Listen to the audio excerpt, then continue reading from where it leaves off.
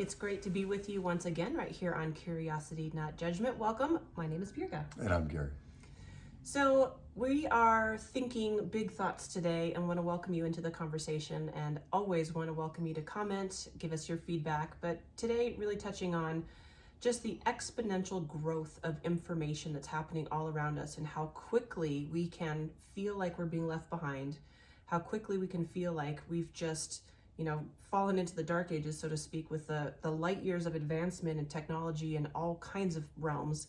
And so we have a couple of choices that we can make when it comes to all of these advances. I think we can do our best to keep up and be active learners, or we can just choose to give up and stay, I guess, kind of stuck in our present situation and let the world pass us by. Is that the only two? Well, thank goodness for Facebook and Instagram that interprets all that new information for me and tells me exactly how I should live and how I should think, right? Yeah.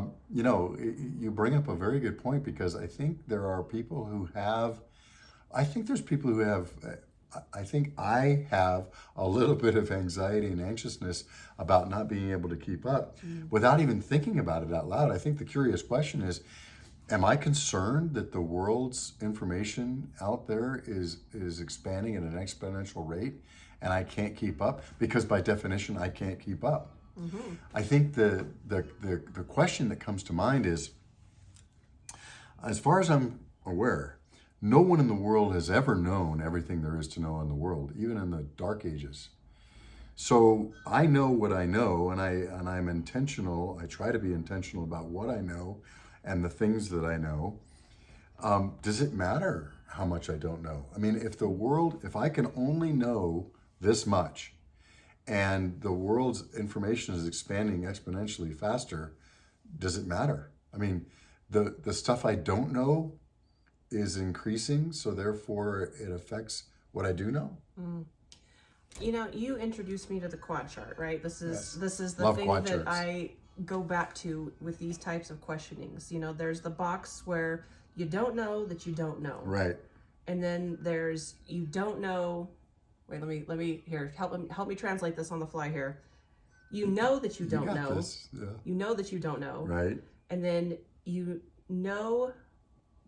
No, you help me. I'm missing a box. You don't even know you know. You don't even know you know, and then you know that you know. Right. Thank you. That was really sloppy. Right. If you followed with that, then you know more than I.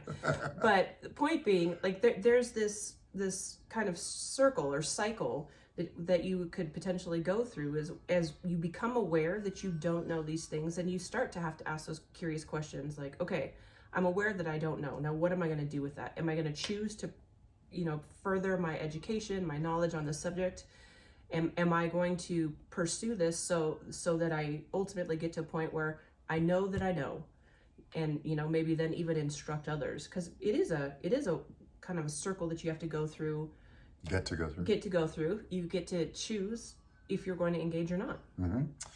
I was just in a great conversation on Friday up in Taos with a new friend, and we were commenting on how I've just learned how to cook. And you know this. Mm-hmm. And so Andrea, my wife, and I decided that no one's going to cook for us. We better figure it out. She had never known how to cook before. I'd never known how to cook before for various reasons. And so we decided that we were going to learn how to cook together. And it has been pure joy. And I just assumed that cooking was something you either had or you didn't. And cooking is one of those things. There may be things out there. I think languages might be one, or a proclivity for music or languages, or things where some people are just more naturally able to do, like learn 12 languages versus, I struggle with one. But cooking is not one of those. It's pretty simple. But I didn't think of that at first. I thought it was going to be very difficult. And we ordered those, boxes of stuff that came to your house with a very easy to follow as an engineer menu, and do this.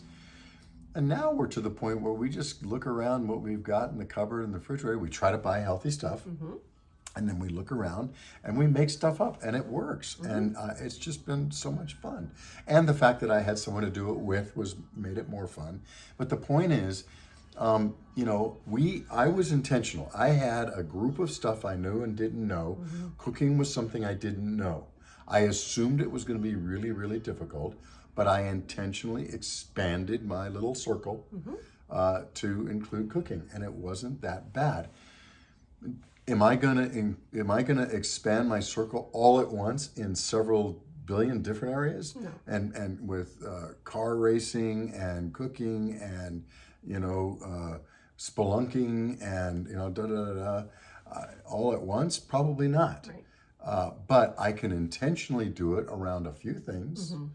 And I think it's important every once in a while to intentionally pick up something new. People used to say, when I was at Intel, I'll never forget, someone said, start mousing with your left hand. And at first it was very awkward and very unproductive, and I didn't like doing it. But I kept doing it. I was playing tennis at the time, so there's other physical reasons to do it too, for carpal tunnel syndrome and all this kind of stuff. But it makes new synapses in your head. I think we owe it to our brain to make some new synapses every once in a while. And I think it is important to pick up new things. But that has nothing to do with how fast the world's information is expanding, because I'm only going to be able to physically and mentally know a certain amount no matter what. Right. So again, who cares how much stuff's out there that I don't know? Now, there's a different question I think you were asking. What are the things that are necessary to know? In other words, if I don't know how to work a smartphone, does that severely limit my ability to interact in today's world? I think that's a fair question. Yeah. And I think there's arguments for both. I think there are some people who don't and manage fine, and I think there's others that are severely limited in what they are trying to do if they don't. Also, with respect to ability to influence a system, and we started out talking about all the social media and search engines and influence and AI, and do I know how to interpret the things?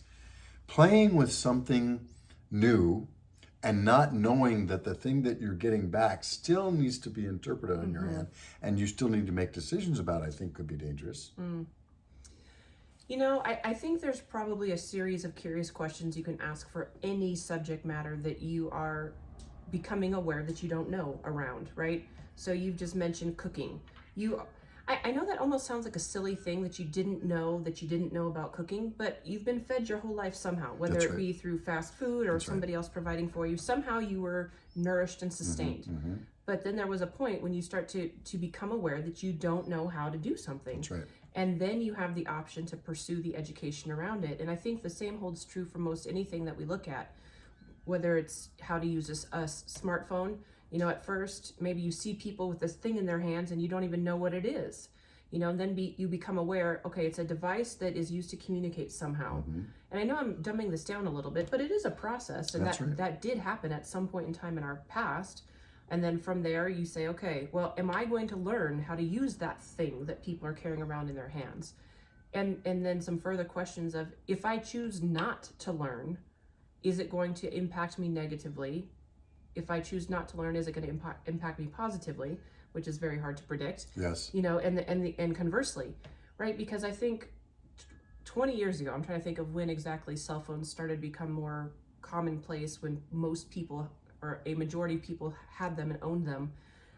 No one could have predicted then, or few people did predict, I suppose, the negative consequence of having something that seemed to be such a radical freedom. It was touted as this unbelievable way to connect. It was being pushed into third world countries, even if they didn't have significant food to eat and they didn't have electricity in the home. Cell phones were somehow making their way there, and solar chargers and all of this stuff. And it was this unbelievable push to get this amazing technology into everybody's hands.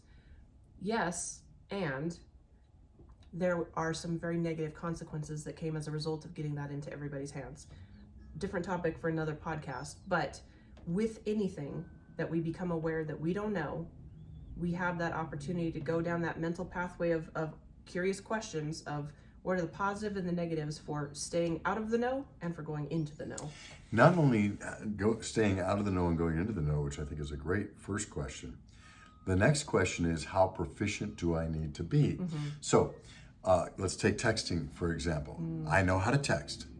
Do I know all the 3-letter acronyms of everything? I know LOL, although I do remember way back when this thing first started, I thought LOL was lots of love, and most times that can be interchangeable. But IDK for I don't know, things like that.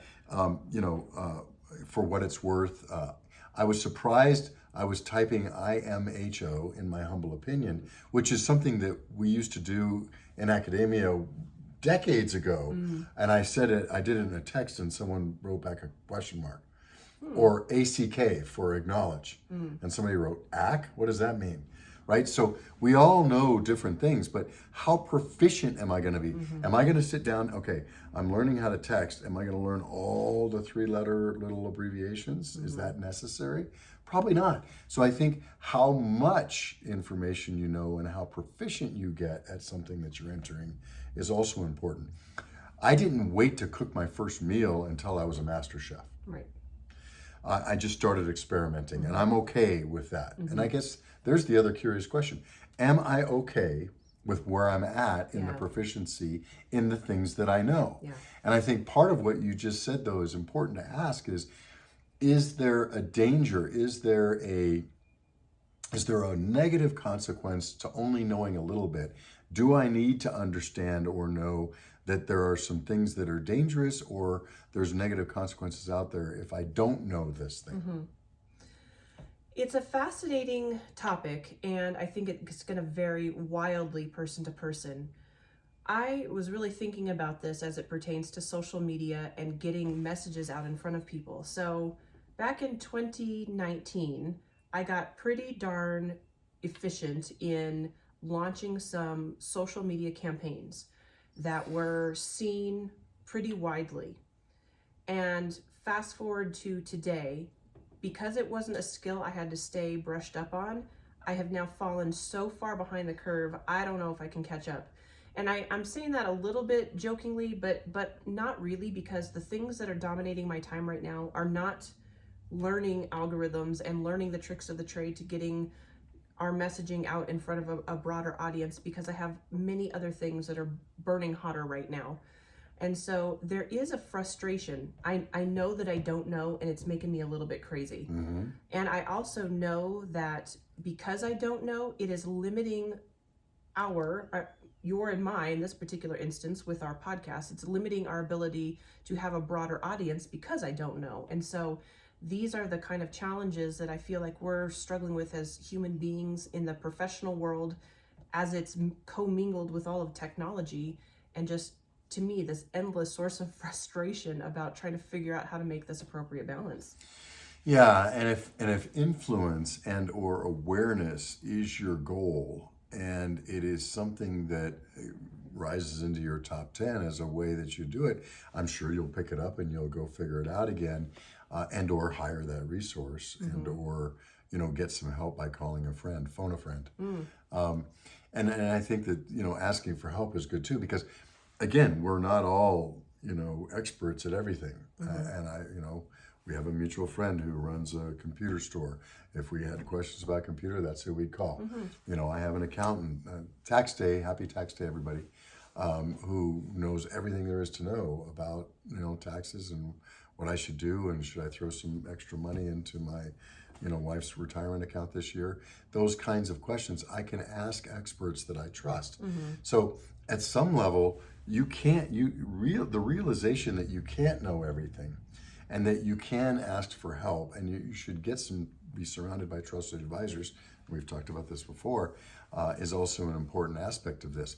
But I get from you that you're getting a sense that knowing that next level of proficiency in how to get awareness and influence in what you're trying to get to is something that's on your heart, and something you're going to need to figure out. It is, and I'm also very leery about getting scammed, because that is a sad part of our society right now, is people posing as subject matter experts, and really they're out to get you. Interesting. I know of a situation where somebody posed as a talent agent for an individual who was wanting to become an extra in films, and not knowing better and thinking he was speaking to what we call SME, right, subject matter expert. He sent in I think it was a $2,500 talent fee, and it turned out that this was completely bogus. Wow. And lost $2,500, which is a huge amount of money. Mm-hmm. And so, as I look for my experts in social media and SEO and all of the things that are necessary to broaden one's digital footprint and get you in front of a wider audience, there's all kinds of people that are emailing all the time saying, hey, I can help you boost your website, I can help you do this, that, or the other thing.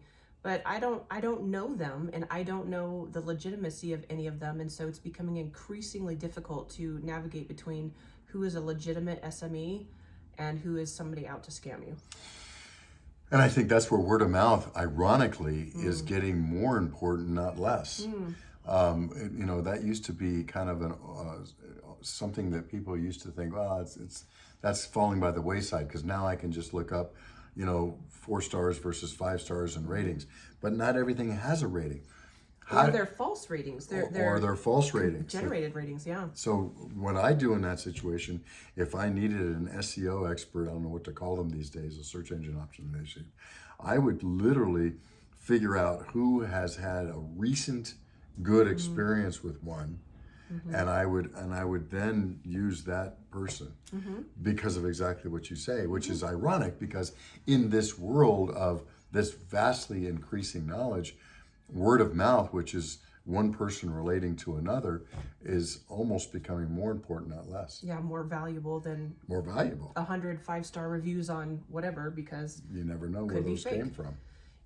I'm hoping I'm not speaking something you don't want publicly shared, but you're going through a process of trying to find some insurance stuff, right? Well, I'm at that age where everybody warns me, if you don't make the right election now, if you don't pick something now, for Medicare, then and I'm in my 5-month window, and if I don't do it, I'll have a lifetime of penalties and negative consequences, which just seems really weird, that whole statement. And then I start looking around, and I'm getting 5 things in the mailbox per day telling me that they have the answer, and I don't trust any of them. And this is the issue, because how do I know? And so now I've done exactly that. I've resorted. This morning I was with my lawyer, and I said, so who did you use? Right? I'm getting personal references of, hey, who can I trust in this? Because everybody's telling me, don't just pick anybody. Don't go down the street and you see a Medicare Stop Here sign, because they'll be motivated by who pays them the most to sell you a product that doesn't even fit you. And again, these are these things that shouldn't be hard, but now seem to be harder, even though we're supposedly have more information. Try Googling how to pick a Medicare plan right now. Between A, B, C, D, E, F, G. I have 200 million hits, I'm guessing. I have tried it a couple of times. I'm more confused when I stop than when I start. So at some point I'll figure this out, and I'll sit down and take the time. But right now it hasn't made my top 10 list. Probably won't until a month before my deadline. Before your birthday. Yeah, and I'm sure there's some negative consequences to that. I'll have to figure it out. But look, hey, I'm super happy that I signed my taxes today. And so there's other things that come up in our life that are more urgent. Right. This one's important. It's going to become urgent in the next couple of months, and I'm going to need to figure out how to figure it out, right? Yeah. And so figuring out how to figure something out is our new task in the new world order. Yep. So in this example, I think this is a great one about how much do you need to know, and at what level of knowledge are you content? Because you're going to have to know enough to make a choice.